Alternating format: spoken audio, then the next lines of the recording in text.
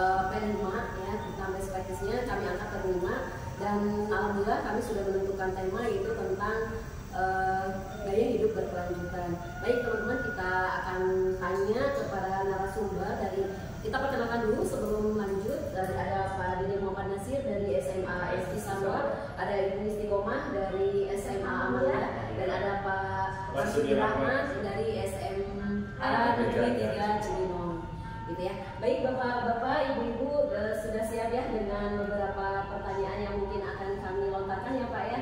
Berbagi praktik baik untuk nanti bisa disampaikan kepada teman-teman yang nanti melihat gitu bagaimana implementasi P5 yang sudah Bapak Ibu lakukan di setiap sekolahnya gitu ya. Tadi kan temanya kita tentang gaya hidup berkelanjutan ya. Nah, kira-kira menurut Bu Isti dulu nih, Bu Isti, menurut Bu Isti situasi apa sih yang menjadikan gaya hidup berkelanjutan itu menjadikan tema di sekolah Ibu? Kebetulan memang anak-anak di sekolah itu memang sering membuang sampah banyak. Jadi kadang sampah tiap hari itu bisa kilo itu berkilo ya. Makanya dengan begitu sampah yang banyak, dan kadang juga ada membuang sampah pada tempatnya, sehingga kita akan mengangkat dengan tema gaya hidup berkelanjutan ini untuk mengumpulkan dari sampah-sampah itu untuk kita bikin, misalnya bikin buku atau kompos, atau memang bikin karya-karya yang lain dari sampah-sampah yang ada di sekolah. Jadi kalau pupuk itu dari organik ya Bu? Iya. Jadi situasi awal kenapa Ibu mengangkat itu dari memang anak-anak yang memang buang sampah sembarangan. Sampah di sekolah itu ada yang itu banyak karena orang itu jajan. Iya. Baik, itu situasi yang dirasa oleh Bu Isti sehingga Bu Isti mengangkat gaya hidup berkelanjutan. Kalau Pak Marsudi gimana Pak di sekolah? Situasinya hampir sama saja dengan Bu Isti ya. Bahwa di sekolah itu banyak sekali botol-botol plastik minum. Ya, anak-anak itu di SMA saya itu banyak tong sampah sampai penuh. Maka dari situlah kita berpikir bagaimana SMA itu memiliki gerakan minum tanpa ada plastik itu.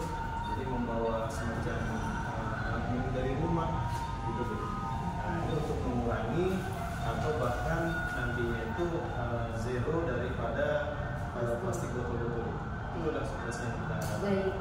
Kamu pada di sini gimana di SMA Cisarua? Baik, terima kasih Bu dan Momon sebagai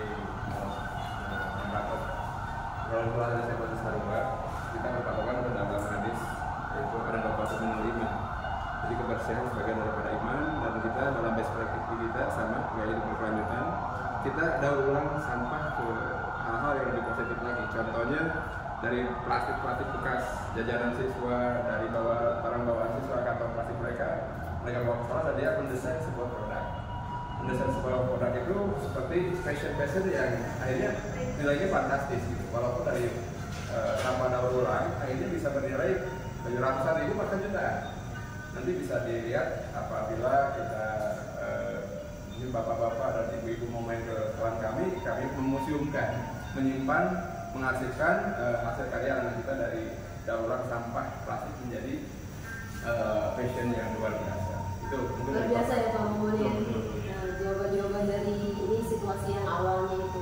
Setelah Momon akan memberikan informasi apa lagi atau menguak, mencari tahu informasi dari narasumber ini. Ya, nanti Bapak P5 ini sangat penting dan bermanfaat yaitu dilaksanakan. Dan ketiganya dari sekolah SMA 3, Amalia maupun dari Mas Sarwo itu ya bisa dilanjutkan lah itu ya. Dan dalam arti ini sebenarnya adalah bentuk kebermaknaan dan pembentukan karakter pada murid gitu ya. Dilanjut Bu pertanyaan berikutnya.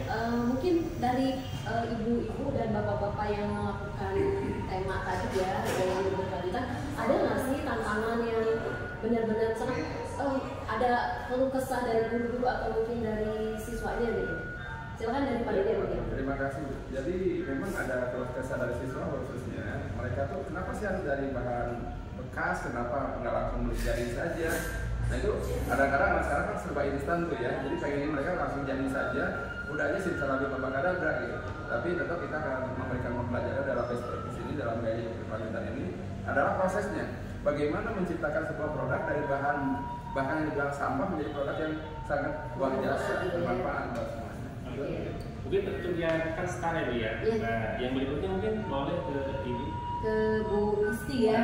Oke. Tantangan mungkin dari yang Kalau tantangan tadi sudah. Sudah ya. Sekarang ininya Bu, apa sih aksinya? Aksi yang dilakukan. Ya, aksi yang dilakukan itu yang pertama itu kan anak-anak itu sudah menentukan diri di rumah itu kan, kita misalnya mau membuat apa semacam ekobrik atau memang misalnya sampah daur ulang atau apa, berarti langkah pertama berarti anak harus sudah menemukan bahan-bahan itu. Kadang pas kita mau menggunakan itu bahan yang dicari malah tidak ada. Ya gimana caranya kita menentukan itu ada bahan-bahan yang di sekitar. Itu tantangannya. Kadang misalnya kita mau membuat anyaman atau mau membuat botol-botol itu disusun, mau bikin pagar atau dan kayak seperti botol ekobrik gitu kan. Nah pas kita cari itu adanya tidak maksimal gitu. Makanya tantangan yang utama anak harus menentukan tema atau rencananya apa, tapi lihat di sekitar ini harus ada semua barang-barangnya. Jangan sampai anak harus mencari di tempat lain, jadi itu tidak ada manfaatnya. Jadi aksi yang dilakukannya berarti seperti ekobrik ya Bu ya. Selain itu apa lagi Bu? Ada lagi nggak untuk? Ada misalnya kayak botol-botol itu bisa untuk tanaman tuh di pagar, atau kita bisa buat bikin pot ya. Tapi awalnya memang dari ekobrik ya. Baik Ibu, terima kasih. Kalau Pak, Jadi yang terakhir apa? ininya Pak, mungkin dari produknya gitu ya, apa ke penerapannya ya, ke hasil penerapannya. Setelah kalau kita bicara tantangan tadi kan habit ya, kebiasaan yang harus dirubah, kemudian juga ada kantin yang harus disadarkan juga pemilik kantinnya, dan aksinya ya kita memiliki kesepakatan bahwa setiap yang mau jajan itu membawa tempat dari rumah. Iya seperti itu.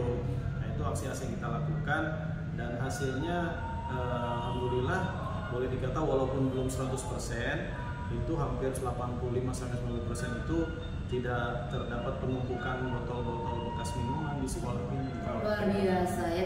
Jadi jelas ya Pak ya, berarti di sini untuk P5 ini tidak hanya menghasilkan produk ya Pak ya, tetapi tadi yang Bapak aksi gitu ya. Jadi aksinya itu berarti kan anak-anak disadarkan bahwa membuang sampah pada tempatnya itu wajib gitu ya.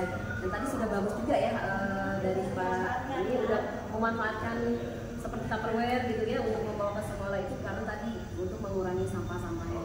Ini sudah cukup nih Bu? Cukup sepertinya Bapak-bapak, Ibu-ibu, terima kasih banyak ya ininya.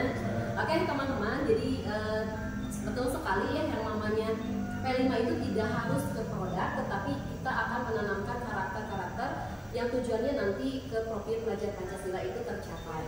Mungkin itu saja yang bisa disampaikan dari kelompok kami. Mohon maaf apabila ada penyampaian yang kurang berkenan. Assalamualaikum warahmatullahi wabarakatuh.